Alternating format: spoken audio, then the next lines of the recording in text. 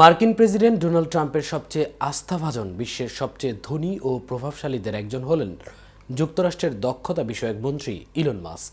তার সঙ্গে কথা বলতে মুখিয়ে থাকেন বিশ্বের যে কোনো সরকার প্রধান। অথচ সেই ইলন মাস্কই এবার ফোন করলেন বাংলাদেশের প্রধান উপদেষ্টা ডক্টর মোহাম্মদ ইউনূসকে। তাদের মধ্যে কথা হলো হৃদ্যতাপূর্ণ পরিবেশে। প্রধান উপদেষ্টা ইলন মাস্ককে বাংলাদেশের সাদরে আমন্ত্রণ জানালেন।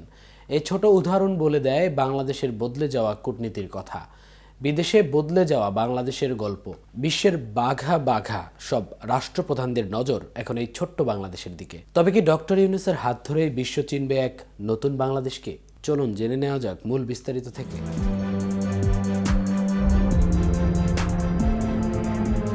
7 মাসেরও কম সময় ধরে দায়িত্ব গ্রহণ করেছেন শান্তিতে নোবেলজয়ী বিশ্বনেতা ডক্টর মোহাম্মদ ইউনূস।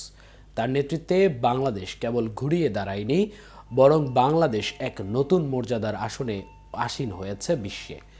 একটা সময় ছিল যখন বাংলাদেশের সরকার এবং রাষ্ট্রপ্রধানরা বিদেশে কোনো দাওয়াত পেতে লবিং করতেন। তাদের প্রায় ক্ষেত্রেই খুব কম গুরুত্ব দেওয়া হতো বা গুরুত্বহীন করে রাখা হতো। কিন্তু সেই পরিস্থিতি মাত্র 6 মাসের মধ্যে পাল্টে দিয়েছেন ডক্টর মোহাম্মদ ইউনূস। তিনি দায়িত্ব গ্রহণের পর থেকে তার ব্যক্তিত্ব, বিশ্বে তার প্রভাব এবং সুনামের কারণে যেমন তিনি সমস্ত রাষ্ট্রনায়ক এবং বিশ্বনেতার আকর্ষণের কেন্দ্রবিন্দুতে পরিণত হয়েছেন, তেমনি ডক্টর মোহাম্মদ ইউনূস বাংলাদেশকে নিয়ে গেছেন অন্য উচ্চতায়। এখন বাংলাদেশের কূটনীতিকদের দেন দরবার করতে হয় না, অনুরোধ করতে হয় না সরকার প্রধানের সঙ্গে একটা সাক্ষাৎকারের ব্যবস্থা করার জন্য, বরং বিভিন্ন দেশ বাংলাদেশকে অনুরোধ করে ডক্টর মোহাম্মদ ইউনূসের সঙ্গে সামান্য একটা সাক্ষাৎকারের জন্য। শুধু তাই নয়, বাংলাদেশের কথা এখন বিশ্ব শুনছে। এদিকে গত বছরের সেপ্টেম্বরে ডক্টর ইউনূস জাতিসংঘের সাধারণ পরিষদের ৭৯তম অধিবেশনে যোগ দিয়েছিলেন। এটি ছিল প্রধান উপদেষ্টা হিসেবে তার প্রথম বিদেশ সফর। আর এই সফরে তিনি অতীতের সমস্ত রীতিনীতি পদ্ধতি পাল্টে ফেলেন। ছোট্ট একটি দল নিয়ে তিনি বিদেশ সফরে যান। আমাদের সরকার প্রধানদের বিদেশ সফরের অতীত অভিজ্ঞতা অত্যন্ত তিক্ত। জনগণের ট্যাক্সের টাকা অপচয় করে শত শত মানুষকে সফরসঙ্গী করা হতো এবং এসব সফরসঙ্গীদের কার্যত সেখানে কোনো কাজই ছিল না। জাতিসংঘের সাধারণ পরিষদের অধিবেশনে একটি ভাষণের জন্য দিনের পর দিন আমাদের সরকার প্রধানরা অপেক্ষা করতেন। রাষ্ট্রীয় সম্পদের অপচয় হতো।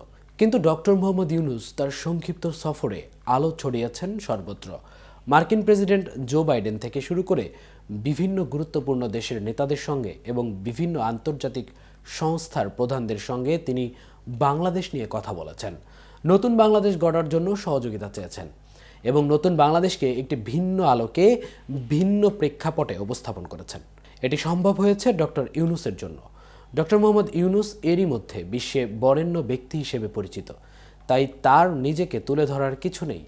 তিনি তার সারা জীবনের অর্জন, সারা জীবনের সুনাম, সারা জীবনের পরিচিতি ব্যবহার করছেন বাংলাদেশের জন্য, বাংলাদেশের মানুষের কল্যাণের জন্য। এতক্ষণ সাথে ছিলাম আমি মামুন। কেটিভি নিউজের সাথে থাকার জন্য ধন্যবাদ।